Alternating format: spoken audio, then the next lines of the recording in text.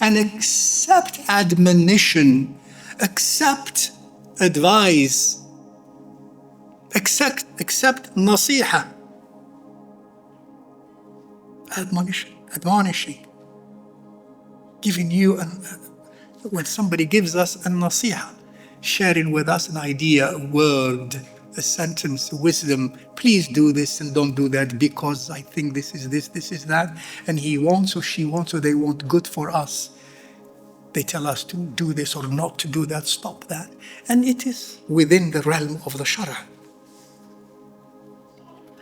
First of all, accept. Let's be of those who accept nasiha.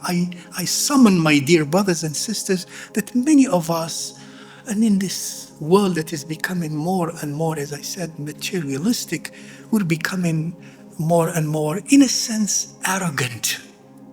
And when we become arrogant, we do not accept easily nasiha. Why? Because we feel we are above that. We feel as long as we have a nafs, we have a nafs. And that nafs, as we have learned in the first hikmah, asiru nafs, and the nafs is about sovereignty. It's about control. It's about I am in control. So I don't need your nasiha. I may not even say that. Some do say that. But I may not say that, but my hal inside of me, that's what it is. Say what you say. Even, astaghfirullah, if some would mean it that, or some angrily would say, even if Jibreel comes down.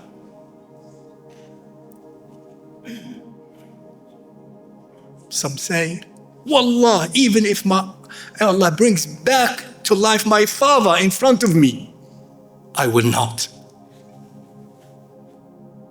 In some cultures, different cultures put it different ways. لأنها نفس كبر. الكبر, as you know, in us, arrogance in us, blinds us in this way, blinds us intellectually, blinds us morally, blinds us spiritually, blinds us spiritually. Accept nasiha, number one. Number two, mimman huwa dunak. That's even more difficult. Accept nasiha from the one whom you consider less than you. Whom you consider less than you. In age, yes, also. Because wisdom is ageless. Wisdom is not the property of an elder.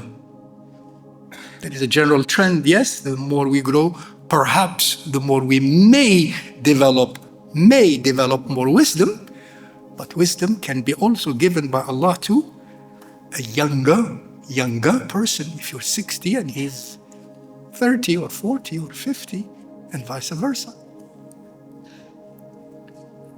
Secondly, mimman huwa dunak, the one I perceive as less than me, for example, in social status.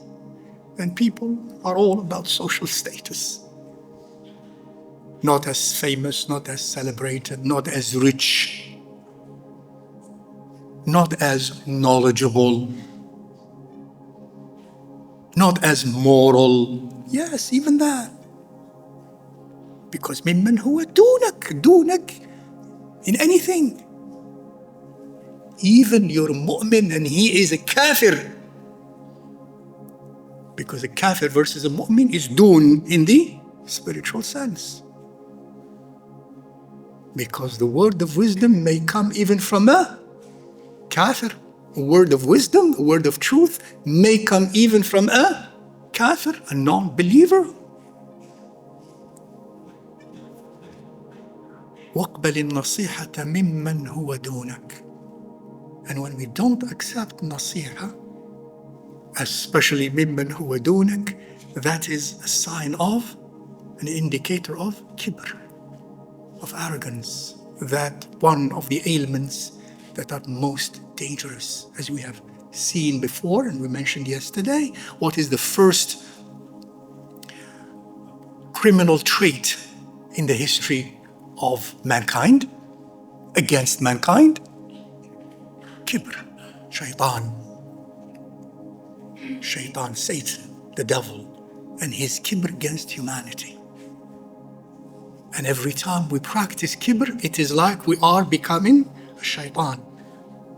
Every time one shows kibr, and sometimes we show kibr in very subtle ways. We don't think we are even practicing kibr because we don't know the definition of kibr, or because our kibr prevents us from acknowledging that we have kibr. Isn't it? Subhanallah. وَاقْبَلِ النَّصِيحَةَ مِمَّنْ هُوَ دُونَكَ.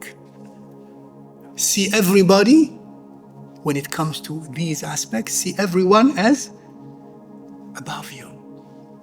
And that takes struggle inside. That takes muhasabah and muraqabah and many of those things, again, that were mentioned earlier, that we need to practice to develop, inshallah ta'ala, muraqabah, and to change through muraqabah to be liberated in our hearts from our nufus. Be above or below people. Should you be here or should you be here inside of you, vis-a-vis people? I should be here. And some say, of the hukama, some say that water flows from top to bottom. It does not flow from bottom up. If you are down, then water comes to you from others. But if you feel yourself above them, their water will never get to you.